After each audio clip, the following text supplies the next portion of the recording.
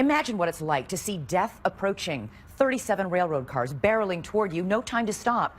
You're about to see it for real. Incredible video released just last week. After this story, you may never watch a movie the same way again. Here's Chris Conley.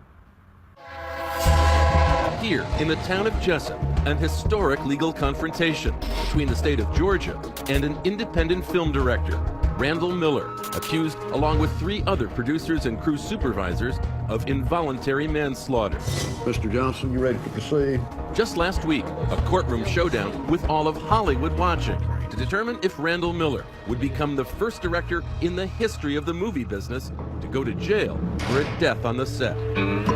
Specifically, this set, this outdoor location just 5 miles away, a century-old train trestle, where on February 20th, 2014, a movie's first scene would quickly turn into a place of real-life horror. Kept saying over and over, Lord help us, God help us, Lord help us. Captured on this 17-second video first revealed in court, members of the film crew running for their lives as a locomotive bears down on them. And on that crew, this young woman, filled with bright promise, who would suffer an all but unimaginable fate for doing the job she loved. She fell in love with the camera. She was Sarah Jones, raised in South Carolina without showbiz connections. She earned her film crew stripes during an internship in Charleston on Army Wives, as her parents Richard and Elizabeth remember. Why do you think she was drawn to the camera department? It's a challenge of it, I think. I think it, for the most part, it's man's world, and I think that was a little bit of a challenge to her. Competition. Sarah Jones would become a camera assistant, the last sight the camera would see before a scene began. For multiple seasons on The Vampire Diaries. This guy doesn't know that you're a vampire. Let's keep Such stars as Nina Dobrev and Ian Somerhalder knew Sarah well.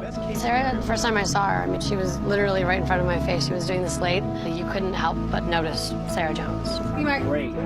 Just always wanted to be around her. She always had a smile on her face and was just the uber professional. Even on the vacations she loved, Sarah Jones liked setting up her shots just so. She always was up for anything. She wanted to do bigger things, go to new countries, work on features, and get her name out there. Rolling! Sarah took her own fateful path, taking a camera assistant gig based out of Savannah on the movie Midnight Rider. Based on a memoir by Greg Allman of the Allman Brothers, starring Oscar winner William Hurt, Midnight Rider would be an independent film, written, produced, and directed by this man, Randall Miller. Sarah mentioned to me that it is a low-budget film, and she was a little bit surprised that some of the people did not have the level of expertise that she expected. On February 20th, cast and crew drove to this location in Doctortown, Georgia. Among those arriving were Sarah and hairstylist Joyce Gilliard. I was told that it wasn't actual principal photography. The actual day we're supposed to start shooting was going to be that Monday. But once they got there, the crew realized Randall Miller wanted to shoot a full scene, a dream sequence in which Greg Allman, from his hospital bed, sees his late brother, guitarist Dwayne Allman, across the bridge. Shooting began on the side of the tracks. Then, after 2 trains passed by, it came time to set up for the day's money shot, 30 feet above the water. According to one of our witnesses, that Randall Miller said, move the bed up onto the tracks after the 2 trains had come by. Hospital bed laying across the tracks, not running with the tracks, but across the tracks. Bo Giannakopoulos, the photographer on the set, recalls that it was the star who dared to ask the most important question. There was concern from William, and he did voice that concern. He asked if another train came, how much time would we have to get off the tracks? We would have approximately 60 seconds. I was more or less 60 seconds to get off the track, and I started praying. I'm mad at myself because I didn't say something. There was no on-set medic. There were no railroad officials present. 2 takes of the scene were in the can. Then, just before 4:30 p.m. That's when they yelled that there was a train coming, and there was a sort of a pause. And I saw the train.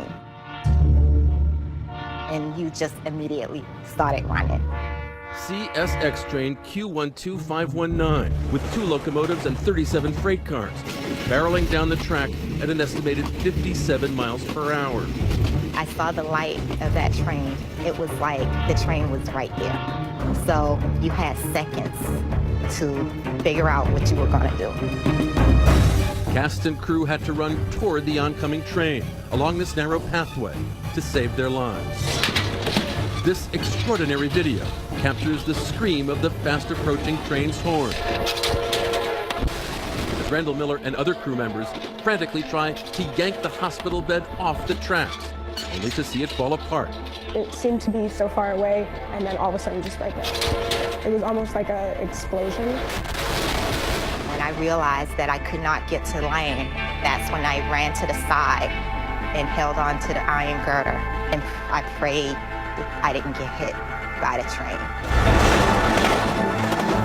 The pressure from the wind from the train was so strong that holding on to the girder, I wasn't able to. It pulled me off. The train struck Joyce Gilliard's left arm after smashing into the hospital bed. Joyce closed her eyes. I couldn't believe what was happening. Thought about dying. And my family getting that call. The train's impact had snapped a bone in Joyce's left arm. Blood poured from the wound. Joyce opened her eyes once more. Sarah was the first person I saw. She was lying on the side of the tracks dead. You didn't know it was her. You didn't know it was her. I received a phone call from one of her friends. She said, "Sarah's no longer here." I said, "What do you mean? You mean as in dead?" She said, "Yes, ma'am." It was rough. I mean, it took the wind out of me. It's very hard. Sarah Jones was 27 years old. Hours later, the phone rang again. It was the director of Midnight Rider. Randall Miller called us that day. He was very upset. He was crying. He was nearly hysterical. And he was saying, "I'm so sorry." He couldn't say much more than that. But why had Randall Miller allowed his crew to shoot on live tracks? Sarah Jones's parents and police demand answers. Did he have permission? He had been told don't go on those tracks, and he did anyway. And footage from a camera mounted on the locomotive shows another side of those last horrifying moments. And new footage obtained just hours ago as this movie turns real, a scene the filmmakers never meant to shoot. Stay with us.